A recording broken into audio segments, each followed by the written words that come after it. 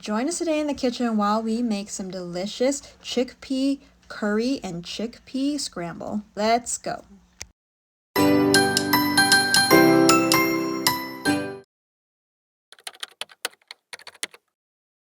Before we get started, I wanted to show off this new apron that I got off of Amazon. That's it. After putting on this apron, I am official. I am a certified chef. Ta-da! You can call me Chef Rosa now. If you want these, I'll have the link in the description.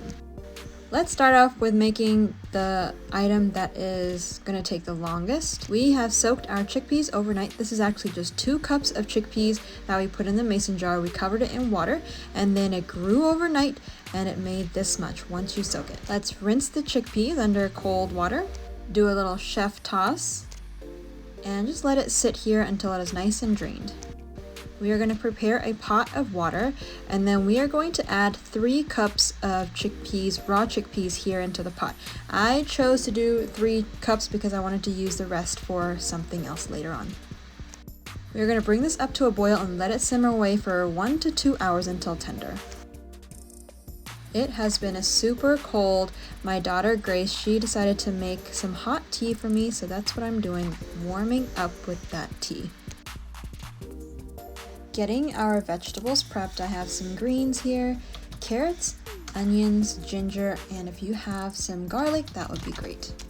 I'm going to show you what we had for breakfast today. We had some pink oyster mushrooms that I wanted to use, and we also have some chopped up button mushrooms left over. I will also be using some large tomatoes. This is not all going to go into our breakfast, but I'm just preparing all of the vegetables so I don't have to worry about it. Let us cook up some brown rice. This is something that takes quite a long time to cook, so I wanted to make sure that we start this early. I have 4 cups of rinsed brown rice here, and then I added about 6.5 cups of water. I'm going to bring this up to a boil in my pot, let it simmer, and then we're going to steam. I wanted to make this just to show you as a little bonus because breakfast is important too. So in a cast iron skillet, I have some chopped up baby bella mushrooms. And then now I'm just going to prepare a few chopped up petals of these pink oyster mushrooms. Right here, I've chopped up the butts of these mushrooms because they do tend to be a little bit tough. And then I'm just going to save them for a mushroom stock that we are going to use for this chickpea curry as well. Mushrooms are going into a hot skillet with some grapeseed oil. In the back here, I have some slices of ginger and some of the mushroom butts that are in there. I want to sear that before I add water for the stock. Back to breakfast, I have seasoned it with a little bit of salt here on the mushrooms and added water to cover for the stock. Now the day before, I did prep a cabbage chickpea scramble that I'm actually going to use for a very quick breakfast today. If you want the full video on how we made this and how we prepped it, it was so easy. I will have the link down in the description so you can check it out. So the scramble, we just added it to a Tupperware, we left it in the fridge, and I'm just going to pour it out into my skillet. I added some water just for some steam here, and then I wanted to chop it up into sort of scramble pieces. I didn't want big, large pieces of this chickpea scramble. Make sure you seasoned it well and taste as you go. We're chopping up some spring onions here. You can use cilantro as well or parsley. I chopped this up here so I can top it on my scramble. Breakfast is served. Sprinkle some spring onions here. You can actually use some cilantro, parsley as well. I'm going to add some kimchi just for some probiotics and good gut bacteria. And because kimchi is delicious, I also love drizzling it with that sauce. I get this kimchi at Walmart, our local Walmart. It's a vegan brand, and then it's not that spicy. I like to also add a little bit of spice, so I added some pickled jalapenos. And there you have it, a very simple breakfast. It was so easy to make, it was so easy to prep as well. You can make this ahead of time and then just use it the day after or whenever you are ready to eat this scramble. You can have this for breakfast. You can maybe serve it also on top of toast. You can do whatever you want. This is the perfect breakfast. I loved it. On to the star of today's show. We are making our chickpea curry. Let's get our pot nice and hot with some grapeseed oil here, and then we're going to chop up all of our aromatics. I had some leftover green onions here, so I'm just going to use that as well. We are chopping up some onions. You can use red or yellow onions. I have a yellow here. It would also be nice to have some shallots if you have some. Finally, chop some ginger. I like to use fresh ginger just for some extra gingery taste. You can also add garlic in here. I didn't add any garlic. And then we're just going to chop up some carrots here. I have 2, and I'm just going to try to chop the carrots very, very finely. Add that to our pot to start sautéing. And then I'm also going to add a bunch of cilantro ends, just the ends at the moment. I seasoned it with 1 teaspoon of salt for now. You can always add more later. Let's prep some fresh tomatoes. You can blend your tomatoes if you want to in a blender just to make things easier, or more of like a saucy crushed tomato type of consistency. You can also use crushed canned tomatoes if you want to. I had some fresh tomatoes, so that's what I'm using today.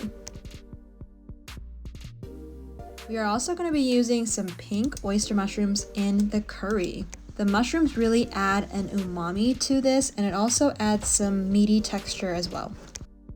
I like to cut the little ends off because they are quite tough, and then I'm just going to cut the mushrooms into thin strips and little pieces. You can keep them whole if you want to, just for some extra meatiness. I just like to have little bits of mushroom all throughout my curry. Let's talk about the seasonings that are going to go into this curry. We're using some ground turmeric for color and earthiness, some garam masala, which is a mixture of spices, some cumin. This is essential for any curry.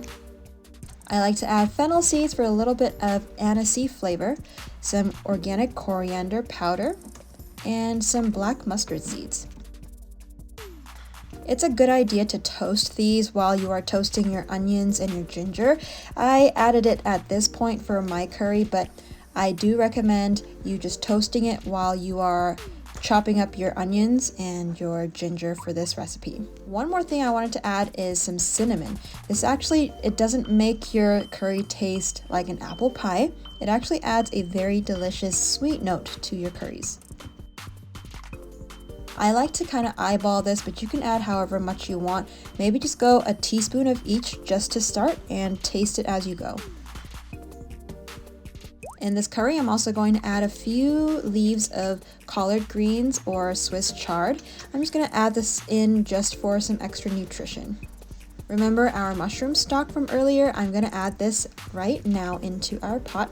We are going to simmer these vegetables down with the chickpeas. I just added about 3 cups of cooked chickpeas here. Let us stir it up and meld all of the delicious curry flavors. Cover it and simmer it for about 20 to 30 minutes on medium to low. And while I was waiting on this, I was working on another side dish of some greens. A quick check on the curry, add some water if needed as well. We don't want it to burn, so this is sort of the level of water that you want to hit. We don't want it soupy, we don't want it losing water either. At this point, you're going to add 1 can of coconut milk. The coconut milk really adds a delicious creaminess, and that coconut flavor is to die for in a curry. Mix it up, add maybe 1 more teaspoon of salt, just adjust it to your taste. We're going to cover this one more time and simmer for another 10-15 minutes on low. Once that's done, finish with some leftover chopped cilantro that you had earlier. And this curry is done. Look at how delicious this looks. We're going to serve it up with some brown rice here today.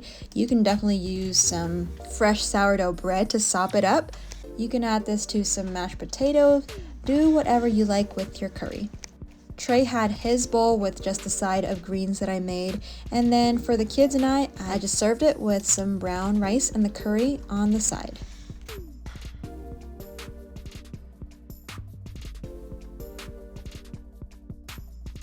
And there you have it, such a satisfying, delicious chickpea curry that you can make. It is so simple to put together. Meal prep a big batch that'll last you all week and you're done with cooking. If you love coconut curries, give us a like. We would love to hear from you as well. Are you going to try some of this? Let us know if you've ever made a chickpea curry, and we would love to know how it turned out. This curry is absolutely delicious.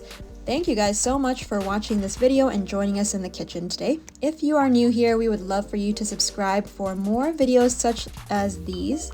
We hope to inspire you to live healthy, eat well, and live your best life. We will see you on the next video. Take care, guys.